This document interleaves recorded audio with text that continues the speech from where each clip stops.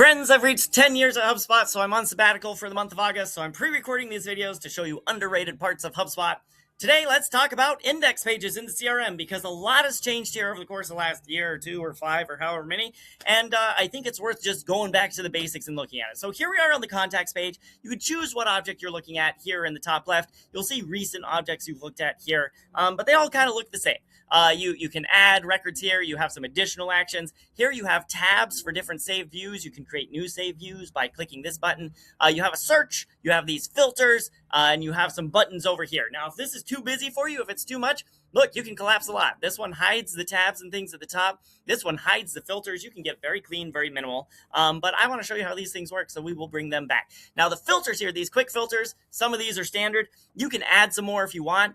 You can edit them if you want to change what appears. But that's a great way to manage things. But the easiest way to add new quick filters, honestly, is if you have a column here you want to filter by, you can just come here. And there's lots of options. This is how you can sort and stuff. There's also a sort by option up here. You can get column insights if you want Breeze to summarize this for you. You can freeze the column if you don't want it to scroll. But what I want to call your attention to is filter by this column. This is a new feature, might still be in beta, I'm not sure. And look, you have all these different ways of doing this, right? So if we want it to contain, right, this is job title, so maybe we want it to contain VP, we can just add that right here. And now it is a quick filter, and that is very nice.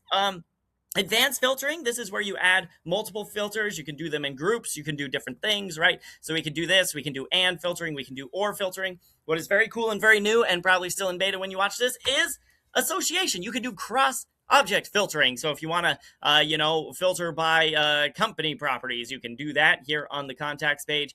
You can choose specific labels if you want, and you can be very specific about the company filters. Very powerful, very new. Very cool. And then this is just the table view, right? We've been talking about that. You have some view settings here. You can change the columns. You can turn off these zebra stripes, but I like the zebra stripes. I think visually they're very nice.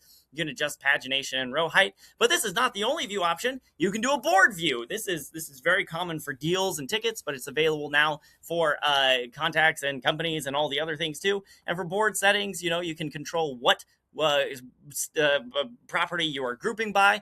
And then there's a report view. If you just want to take this filtered view of contacts and turn it into a visualized report, you can do that. Again, you have settings here. You can control the different, visualizations and what you're counting and that sort of thing. Fastest way to spin up a report in HubSpot by far, I would say. And then there's also a calendar view. So if you have due dates or close dates or renewal dates or whatever, you can choose your date-based property. You'll see them on the calendar this way. That was a whirlwind tour. It's just a drop in the bucket. There's so much going on here. But the index pages have gotten a lot of love lately. We put a lot of thought into how we think they'll be most useful for you. Let me know what you think of that, and I'll be back next time with more things about HubSpot.